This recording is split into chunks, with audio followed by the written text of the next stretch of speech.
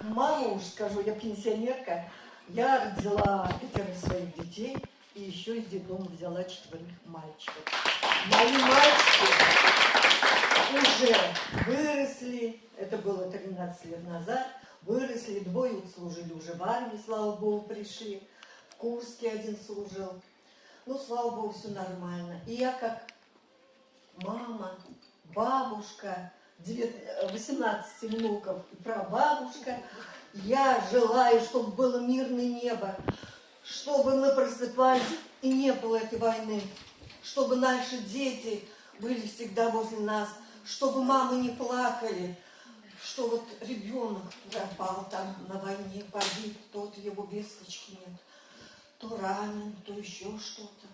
Вот я желаю мирного неба, чтобы наши дети не плакали, чтобы их папа не пришел, что папа нет. Чтобы все были живы, здоровы. Всем вам здоровья, девочки, и вам тоже. Всем здоровья большого.